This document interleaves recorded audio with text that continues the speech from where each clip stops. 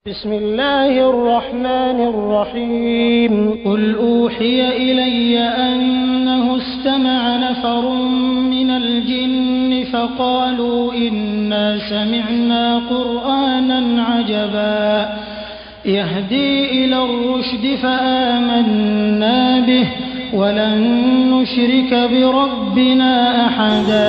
Nah, jadi di dalam beribadah ada yang harus diapakan adalah motivasi yang ada dalam ibadah. Mutu ibadah harus kita tingkatkan. Di dalam realitanya, mutu ibadah yang harus kita tingkatkan. Banyak hal, banyak yang harus kita robah. Akan tapi cobalah kita ambil dahulu dengan mutu berdoa kepada Allah SWT. Saya tahu bahwa setiap yang hadir semuanya berdoa kepada Allah.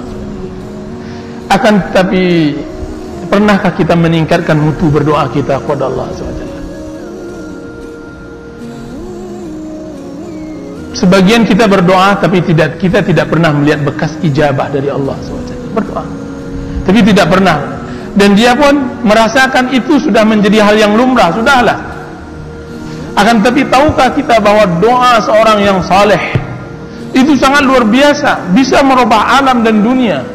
Ini Nuh alaihissalam ketika dia berdoa kepada Allah SWT. Pada Rabbahu, dia angkat kedua tangannya kemudian dia berdoa, Anni maghlubun fantasir. Sungguhnya saya ya Allah kalah dari kaumku, maka menangkanlah. Fafatahna abwaabas samaa'i bima'in munhamir. Kami bukakan karena doa tersebut pintu langit. Pernahkah kita tingkatkan doa kita sampai seperti tingkat itu? Yang mana Rasulullah SAW mengatakan di dalam hadis yang sahih dalam kitab Riyadhus Shalihin, Rubba ash'as aghbar dzu timraini law aqsama 'ala Allahi la abarra. Berapa banyak orang yang kusut masai karena memang dia tidak bisa berpacu dengan manusia dalam keindahan pakaiannya. Dia tidak punya waktu untuk itu. Waktunya untuk doa. Dzu timrain, pakaiannya hanya terbeli cuma 2 buah. Akan tapi apa yang dia lakukan, dia lebih dari orang-orang kaya. Lau aqsama 'ala Allahi la abarra. Kalau seandainya dia angkat kedua tangannya, maka tidak ada yang tidak dikabulkan oleh Allah SWT. Adakah ada orang yang lebih hebat dari itu?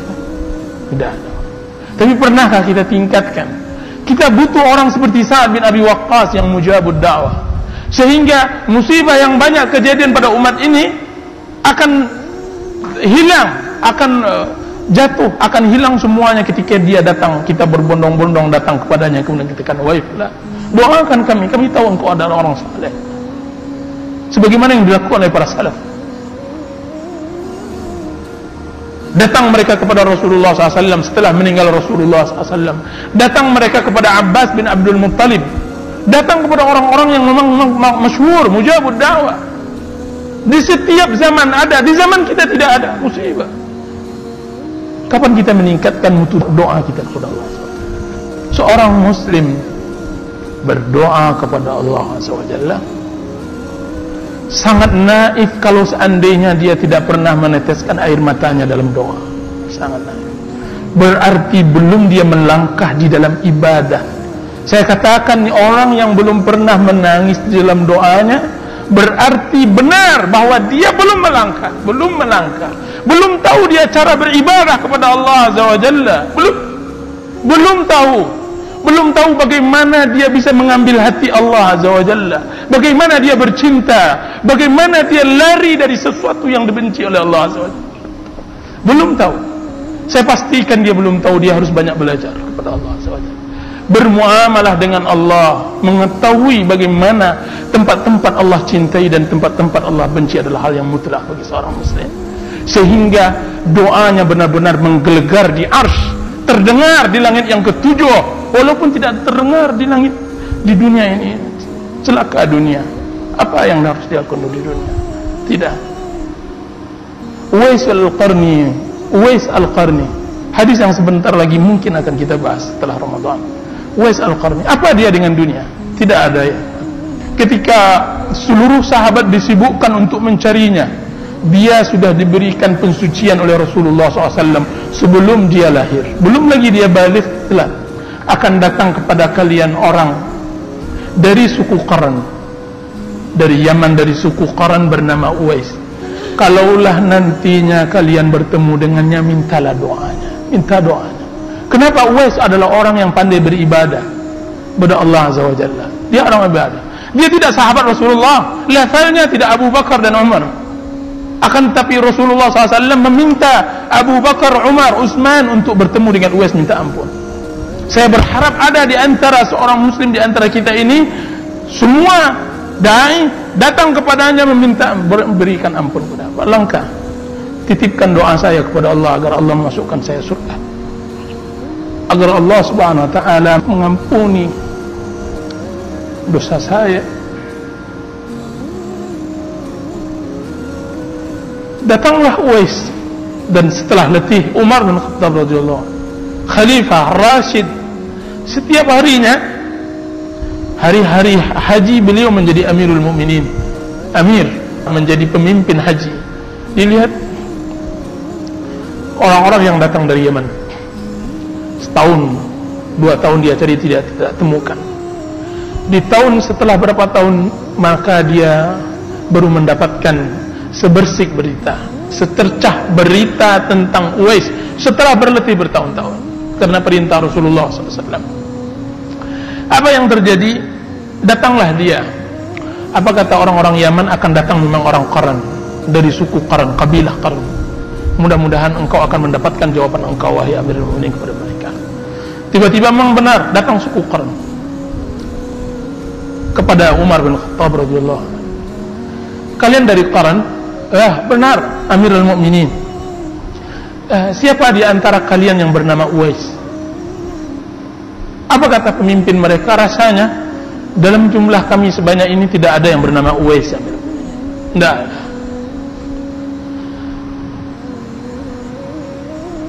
Tapi cobalah tanya di belakang. Dia orang pesuruh kami, orang yang membersihkan piring, orang yang memberikan makan unta. Kayaknya dia bernama Uwais. Kayaknya dia coba lihat bagaimana keterasingan Uwais. Orang yang selama ini membawanya tidak tahu namanya karena tidak dikenal.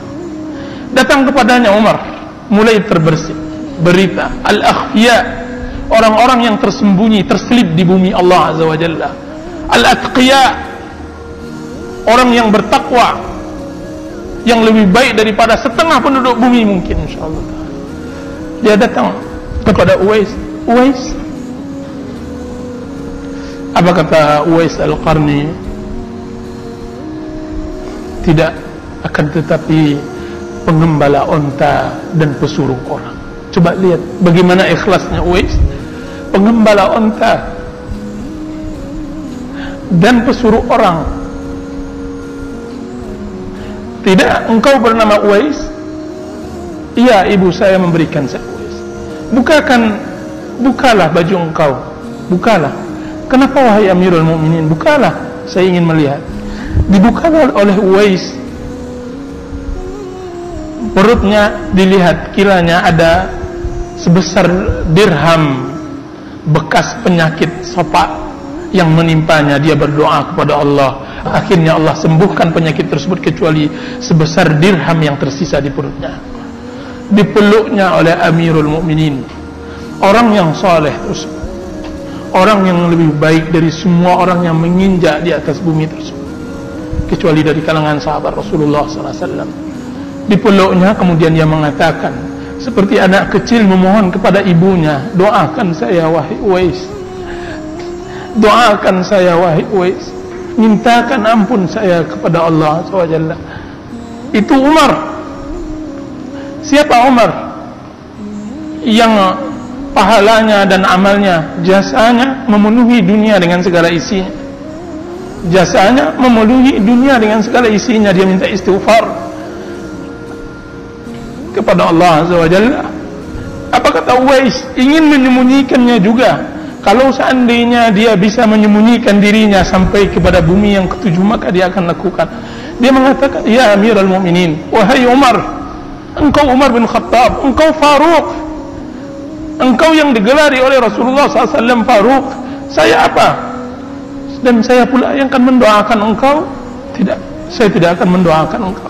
Apa kata Umar? Tidak, akan tetapi berikanlah saya doa kepada Allah Azza wa Jalla. Didoakan oleh Uwais, istighfar, diistighfarkan oleh Uwais. Allahumma ighfir li Umar, ya Allah ampunkan Umar ya Allah. Maka Umar pun menciumnya dan memeluknya. Kemudian dia pesan kepada gubernur Yaman untuk memperlakukan Uwais dengan baik, untuk memperlakukan Uwais dengan baik. Semenjak itu terkenallah perkara Uwais, akan tetapi dia hilang. Disebutkan oleh ahli sejarah, semenjak dikenal oleh orang-orang Yaman Uwais, dia lari dengan ibunya karena dia adalah orang yang berbakti kepada ibunya. Dia lari, kemudian dia tidak datang-datang lagi. Itu dia orang yang belajar beribadah dalam Allah SWT.